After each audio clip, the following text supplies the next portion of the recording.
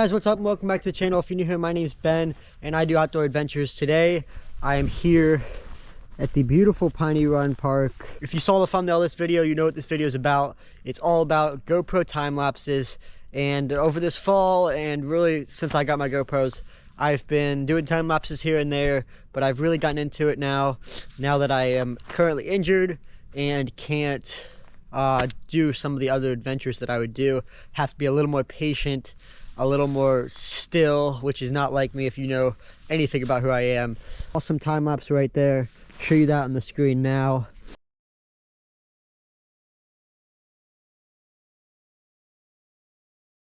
And in terms of GoPro time lapses, it really isn't that hard.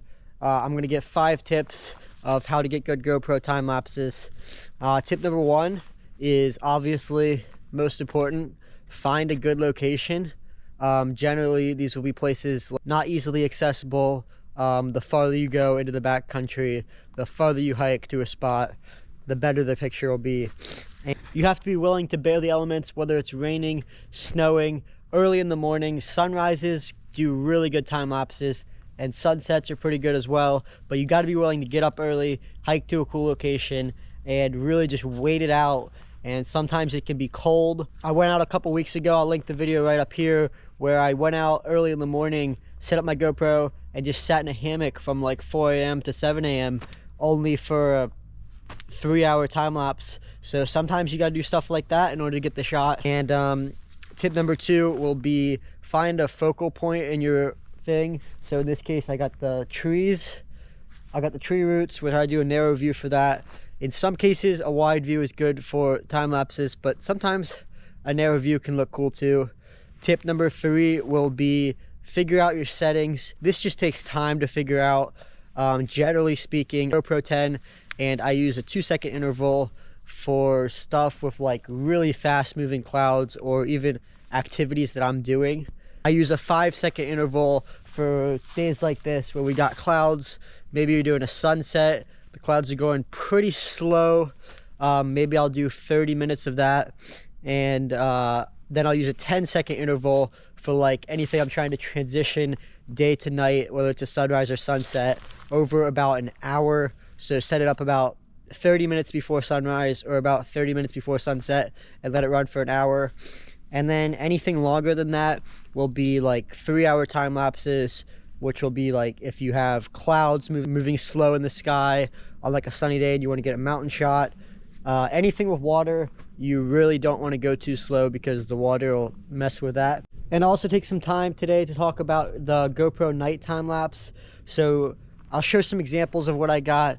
For these, I generally do better. Obviously, for these, the key is go somewhere where there's not light pollution, which is a problem for me as I live in Maryland, which has so much light pollution.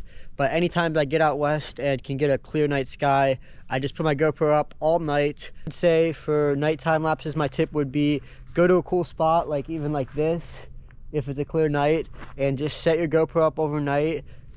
Make sure it's at a secure location. You don't want it to get stolen, obviously. Number 4 will be patient. That's really hard for me to do because I like to go, but you really just have to sit, just look, figure out where it's going to be a good spot, and just sit there for hours. The longer the time lapse, the better, and you just got to commit. 5th tip will be just go out and do it, experiment, and you'll get better with practice. I'm not a great photographer. I do more video stuff, so in terms of like settings and like color and all that stuff, editing afterwards, I'm not the man you want to talk to for that. But those are my tips for today's video, and thanks for watching. If you're new here, I do outdoor adventures, travel adventures, mountain biking, kayaking, hiking, all the good stuff. Currently injured, so I can't do all the normal stuff I do, so sitting back doing some slower paced adventuring.